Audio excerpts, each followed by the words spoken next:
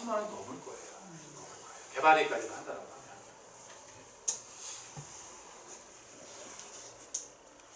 자, 여기서 보게 되면 자, 소유권 가등기 기밀화시, 그죠? 이게 이제 아까 말씀드렸던 소유권 이전 청구권 가등기, 그죠? 1973년도에 아주 오래전에 다뤄진 게 있는, 그죠? 이렇게 된 상태고, 그다음에 그 가등기에 또 가압력이 별도로 걸려져 있고, 그다음에 기밀화시를 가처분 해놨고, 해놨는데 소유권 누구 봤어요? 기밀화시가 봤어요. 그래서 원래는 이게 소유권이 기밀화시가 아니면 저 가등기는 아까 언제 지워진다 그랬어요? 배당요구 종료일까지 가등기권자가 채권계산서를 제출하거나 배당요구 할 때, 그죠? 또 그 가등기권자가 임의응명 신청했을 때, 뭐 이런 데 지워지는 건데, 그런 게 없다라고 하면 가등기 인수가 되는 거예요. 인수가 되는 거예요. 인수가 되는 건데, 그건 뭐예요? 가등기권자가 기밀화시잖아요. 내 부동산에 내가 돈 등기할 수 있어요? 말이 안 되잖아요, 그죠? 이런 걸 우리 민법에서 뭐라고 부르냐면 혼동. 혼동이 되면 둘 중에 하나가 없어져요. 그러니까 서로 양립할 수 없는 권리가 있으면 하나는 지워지는 거예요. 뭐가 지워져요, 여러분들? 이게 효력이 없는 거예요, 그죠? 뭐 그런 개념이 되는 거예요. 그래서 이것도 선순위 가등기가 있긴 하지만 저 가등기는 효력이 없는 거를 볼 수 있는 그런 되는 거예요. 이 가처분 좀 더 말씀드리긴 하겠습니다만, 가처분도 뭐예요? 결국은 내부동산에 내가 가처분을 해볼 의미가 없어요. 다 효력이 없는 거다. 사실 이건 약간 특수물건의 그런 개념이긴 한데, 가등기 보다 보는 게 있어서 말씀드리죠. 그래서 가등기는 두 가지 따라 써요, 그죠? 소유권 이전 청구권 가등기하고 담보 가등기. 그럼 지워지는 거. 선순위 전세권 지워지는 케이스랑 똑같이 가등기가 담보 가등기가 되는 케이스. 그러면 그 가등기가 지워지잖아요, 그죠? 그 케이스는 여러분들이 머릿속에 잘 정리해서 문건 접수 내역과 이런 거 통해서 여러분들이 분석을 해내시면 되는 거예요. 여기까지가 가등기가 되는 거예요. 가등기 혹시 질문하실 거 있으신가요? 생각보다 뭐 담보 가등기로 보여지는 것들이 그렇게 많지는 않은 것 같아요. 그래서 한번 배우셨으니까 혹시 그 경매 사이트 보시는 분들은 오늘 집에 가서 또는 주말에 가등기 조건만 싹 뽑아가지고 담보 가등기 되냐 이런 것들 분석해 보시면서 실력을 쌓아가시는 거죠. 네. 이게 좀 이상한데 가등기를 건등기를 할 때 네. 그 기존에 있던 등기권자의 직인이 꼭 들어가야 돼요. 들어가야 됩니다. 그럼요. 들어가야 돼요. 그 사람 아직 내가 소유권 안 가져왔잖아요, 그죠? 나중에 본등기할 때 지금 현재 소유자랑 같이 또 등기를 해야 되는 거예요. 그 사람을 못 찾으면 그래서 소송해야죠. 네, 소송해야 됩니다. 여기까지 가등기 되실 거고, 자, 그 다음에 이제 가압류 가볼게요. 가압류 가점 여러분들 많이 들어보셨나요? 이게 이제 법원 앞에 가시면 법무사 사무실에 크게 창이 붙어져 있을 거예요. 그래서 이 가압류 가처분은 우리가 뭐라고 부르냐면 보전 처분이라고 하는 용어를 써요. 법률적인 용어로 보전 처분. 마찬가지로 해서 가등기도 약간 자기의 지위를 보존하는 거잖아요, 그죠? 가등기 나중에 본등기하면 본등기 나중에 했다 하더라도 본등기할 때 효력이 있는 게 아니라 가등기한 시점으로 소속되는 거예요, 그죠? 그럼 내 순위를 보존하기 위해서 가등기를 하는 건데, 가압류 가처분도 마찬가지로 채권자의 순위를 보존하기 위해서 한다라고 보시면 될 것 같아요. 근데 차이점은 뭐였냐면 가등기는 양 당사자가 같이 합의해서 가등기 등기를 하는 거고, 이 보전 처분은 누가 하는 거냐면 채권자가 일방을 합니다. 왜 채권자가 일방을 하냐면 급하니까. 왜 급하냐? 여러분이 누군가한테 돈을 1억 원을 빌려줬어요. 근데 돈을 갚는다고 해서 계속 안 갚아. 여러분들 마음이 어떻게 돼요? 불안해지죠. 근데 그 사람 사는 집이 어딘지 알아. 근데 거기에 등기 근거를 써봤더니 그 사람 소유로 돼 있어. 그때 하는 게 뭐예요? 가압류를 하는 거예요. 왜 가압류를 하냐면 이 사람 상대로 내가 돈을 받으려면 그냥 나는 그냥 돈을 빌려준 거고 그냥 차용증가 있을 거란 말이에요. 이 사람 소유의 부동산이 있다 하더라도 바로 금매 들어올 수 있다 없다? 네, 우리는 담보권 설정하지 않았잖아요. 은행처럼. 그냥 돈을 빌려준 거 아니에요. 그럼 경매지분을 뭐가 필요해요? 집행권이 필요하잖아요. 그 집행권을 한다고 그 상대방하고 소송을 하고 있어요. 이 집행권을 얻는데 시간이 얼마큼 걸린다 그랬어요? 빨라야 4-5개월이고 길면 6개월 이상 걸린단 말이에요. 그동안에 채무자는 어떻게 해요? 내 부동산을 팔아버리지. 그럼 여러분은 나중에 판결을 받았어. 판결을 받아가지고 그 사람 집에 부동산을 등기를 써봤더니 팔려가지고 다른 사람 소유야. 그럼 경매 집어넣을 수 있어요? 집어넣을 수 없어요? 집어넣죠. 그래서 뭘 하고 가는 거냐면 민사소송을 할 때는 항상 보전처분하고 권한소송이 세트로 가는 거예요. 그 보전처분의 대표적인 게 돈에 관련된 게 가압류가 됩니다. 그러면 가압류 해놓고 나중에 6개월 뒤에 판결을 받았으면 판결 받아서 그때 효력이 나타나는 게 아니라 원로 가압년 시점으로 오는 거예요. 그죠? 되게 중요한 거예요, 사실. 그죠? 되게 중요한 거예요. 그죠? 자, 가처분은 뭐냐면 돈 이외의 권리에 관련된 거. 저 부동산 내 건데 다른 사람 명의로 돼 있는 거예요. 소송을 해야 될 거 아니에요. 소송을 해야 되는데 그 사람이 또 어떻게 그 소송 기간 동안에 다른 사람한테 팔아버리면 나는 또 제3자하고 또 소송을 또 해야 되는데 또 생기는 거예요. 그래서 가압류 가처분은 보전 처분은 똑같은데 돈을 받을 게 있을 때는 뭐 하는 거예요? 가압류하는 거고 돈 이외의 어떤 권리를 보전받기 위해서는 가처분을 하는 거예요. 근데 이거는 누구나만 듣는다고요? 채권자에게는 되는 거예요. 채권자. 그래서 채권자가 여러분들 채권자라고 하면 여러분들이 가압류 가처분을 한다라고 하면 가압류 가처분 신청서를 써요. 그 신청서 내용에는 내가 어떠한 사유로 이 사람한테 돈을 못 받았거나 아니면 이 부동산의 권리가 나한테 뭐가 있다라는 거를 상세히 적으시고 거기에 입증 자료를 붙이는 거예요. 그죠? 우리나라 민사소송은 전부 다 입증 자료예요. 여러분들. 입증 자료가 없으면 승소하기 되게 어렵습니다. 그래서 입증 자료를 붙여가지고 보면 판사님은 원래 누구 얘기도 다 들어봐야 되는 거예요. 상대방 얘기도 들어봐야 채무자 얘기도 들어봐야 되는데 일단 가압류 가처분이 여러분이 채권자 급하다고 들어온 거니까 일단 이것만 보고 나서 이거 일단 말이 좀 되는 것 같다 라고 하면 가압류 가처분 인용 결정을 내려주는 거죠. 근데 그냥 내려주는 게 아니라 지금 누구 얘기만 들었다고요? 채권자 얘기만 들었기 때문에 그냥 내어주지 않고 이 가압류 가처분이 남발되는 것을 막기 위해서 담보 제공 명령이라는 걸 내리게 됩니다. 이게 없으면 그냥 가압류 가처분 막 신청하는 거야. 그죠? 여러분하고 저하고도 막 100만 원, 1000만 원 때문에 딱 계속 그런 가압류 가처분을 할 수가 있는데 그런 걸 줄이기 위해서 하는 거예요. 그래서 담보 제공 명령은 여러분이 신청서를 작성했을 때 첨부된 서류들을 보고 판사님이 이거는 거의 채권자가 받을 게 확실한 것 같다. 예를 들어 임차인이 계약이 만료가 됐는데 보증금 못 받았어요. 그때 보증금 반환 소송 할 수 있잖아요. 그죠? 이 소송을 하기 전에 뭐 할 수 있는 거예요? 가압류 건너갈 수 있는 거예요. 그죠? 뭐 이런 것들은 사실 거의 확실한 거잖아요. 예를 들면 거죠. 그렇다고 하면 담보 제공할 때 뭘로 하냐면 서울보증보험이라는 회사에 가서 이 채권 금액에 해당하는 그 보증보험 증권으로 제출하는 거 나옵니다. 그럼 여러분들은 서울보증보험에 가서 그 담보제공 명령서에 따라서 보증료만 지불을 하고 그 보증서를 받아서 법원에 제출하면 그때 가압류 결정문이 나옵니다. 그럼 그 결정을 받았으니까 어떻게 해요? 그걸 집행하는 거예요. 집행. 법원에서 뭔가 받았잖아요. 그죠? 법사 집행하는 거예요. 상대방 채무자가 부동산이 있으면 부동산에 가압류하는 거죠. 상대방이 어디 뭐 월급 받는 사람이면 그 사람 회사의 급여를 가압류하시는 거예요. 상대방이 거래하는 통장, 상대방이 어떤 거래하는 은행에 돈이 있는 걸 알고 있다고 하면 그 은행에 가압류를 할 수 있는 거죠.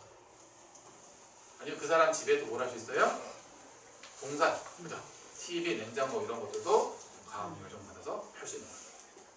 근데 그러려면 채권자가 채무자에 어떤 재산을 하는 게 제일 좋을지는 채권자가 미리 알고 있어야겠지 하게 됩니다. 그렇게 가압류 해놓고 나서 뭐 하는 거예요? 본안소송으로 가는 겁니다. 그렇게 해서 가압류는 그런 보전 처분인데 어쨌든 채권자의 지위를 좀 임시적으로 보전하기 위해서 그렇게 해서 한다고 보시면 될 것 같고 그래서 이제 그 가압류는 어쨌든 이것도 돈을 받을 권리이기 때문에 그죠? 얘도 뭐에 들어가는 거예요? 말소기준권에 들어가는데 얘는 지금 채권이에요, 물건이에요? 얘는 채권이에요. 우리 물건 지난번에 할 때 물건에 가압류는 없었어요. 그죠? 채권이기 때문에 채권은 서두가 있다 할 수 없다 그랬어요. 우선 변제권이 있어요, 없어요? 채권은 없습니다. 그래서 이 가압류가 있으면 가압류는 내가 먼저 가압류를 했다 하더라도 나보다 순서가 늦은 사람하고 순위를 똑같이 해서 배당을 합니다. 순위가 똑같아요. 그렇다 하더라도 아까 말씀드린 것처럼 가압류를 아예 안 하고 하는 것보다는 그래도 하는 게 조금이라도 돈을 더 받아갈 수 있는 거예요. 왜냐하면 아예 늦게 하고 이렇게 되면 나보다 앞서 있는 사람이 혹시 물권자가 있게 되면은 물권에는 우선 변제권이 있으니까 먼저 다 받아갈 수 있거든요. 그죠? 그런 개념이 되는 거예요. 그래서 이 채권은 가압류는 일반 채권이기 때문에 채권자 평등의 원칙으로 해서 안분 배당이라고 하게 됩니다. 만약에 3명의 채권자가 있으면 나하고 순서 들다 하더라도 3명이 있으면 3명이 받을 채권 금액이 있을 거냐 그죠? 그 3개의 채권 금액 합친 게 분모가 되는 거고 내가 받을 게 분자가 되는 거죠. 그렇게 해서 비율을 정해서 이제 돈을 받게 되는 거죠. 그러니까 배당 금액이 1억 원인데 3명 받을 게 뭐 5천만 원이다. 5천만 원보다 얼마를 해가지고 나눠먹게 되는 거예요. 5천만 원 너무 작아지긴 하겠네요. 그래서 결국 이 가압류는 암동배당이기 때문에 금액이 큰 사람이 제일 많이 받아가는 거예요, 그죠? 금액이 큰 사람이 제일 많이 받아가는 거예요. 그 정도 알고 계시면 될 것 같고, 그 밑에 건 내용 조금 어렵긴 한데, 옛날에는 이제 할아버지 가압류라고 해서 뭐 이런 사건들이 있었어요. 1순위로 가압류가 있고 2순위로 소유권이 이전이 돼요. 그리고 3순위로 또 가압류가 있거든요.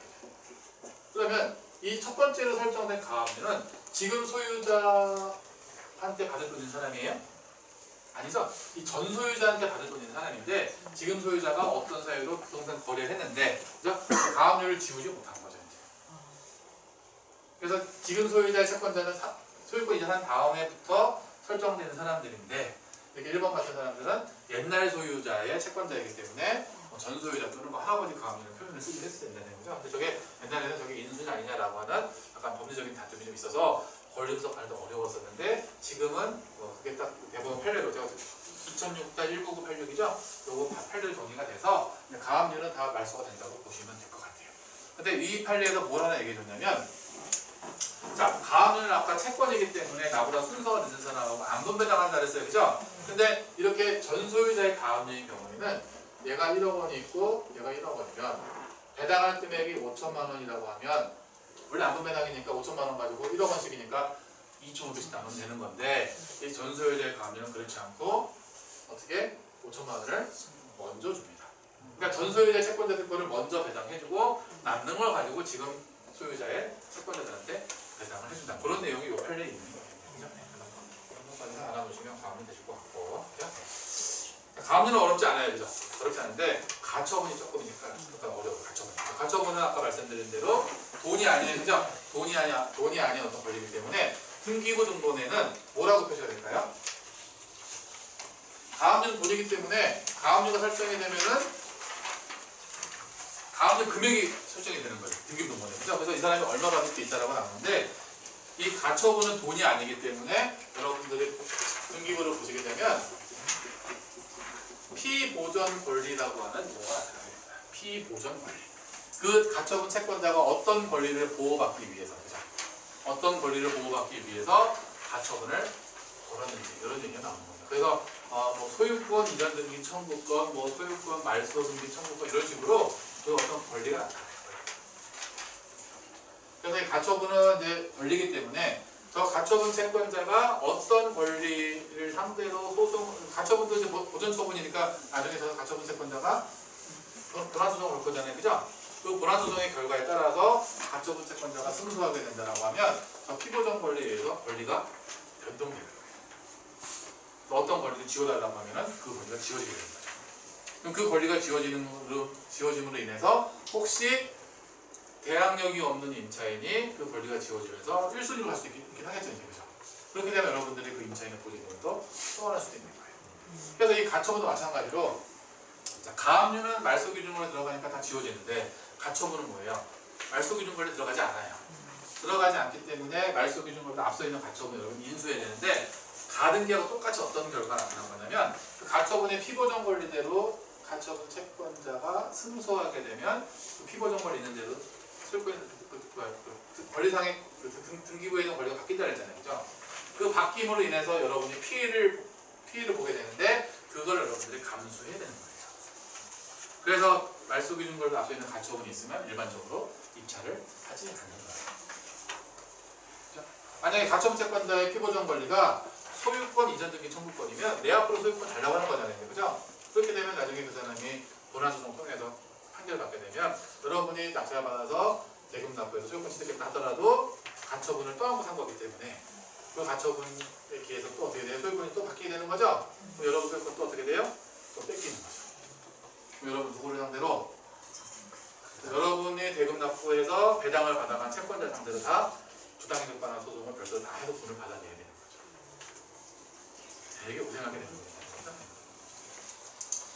그런 개념이 되는 겁니다. 그죠? 그래서 6페이지에 가서 이제 보시게 되면 이제 그런 내용들이 또 나와 있어요.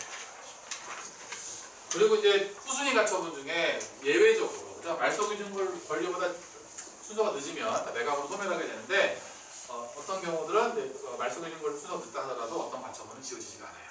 그 대표적인 게 뭐냐면 피고정 권리가 뭐냐면 건물 철거 및 토지 인도 청구권이라고 나오는 경우에 그렇게 되는데 이건 사실 그냥 이런 물건들은 대부분 토지는 안 나오고 건물로 경매 나올 때 그래요. 그래서 언제 하는 거냐면 여러분들이 나중에 장차 이제 경매 고수가 되셔서 법정지상권이 성립이 되지 않은 물건이 입찰을 해요. 그럼 그때 여러분 땅만 낙찰을 받아. 위에 건물이 있어요. 그 건물을 철거해야 될 거잖아요. 그죠? 법정지상권이 성립이 안 되면 철거할 수 있어요. 법정지상권 성립이 되면 몇 년 동안?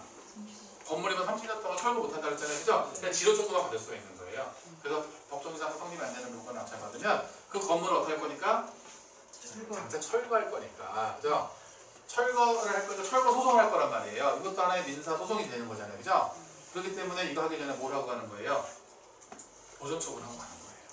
건물에다가 장차 이 건물을 철거할 소송을 진행할 겁니다. 그죠?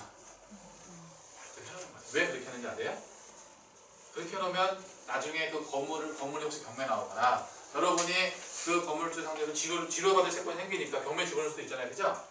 그 경매를 집어넣었을 때 그 거기에 건물 철거 및 토지인도 청구권 가처분이 걸려져 있으면 이게 철거될 수도 있는 거니까 입찰할 사람이 있어요? 없어요?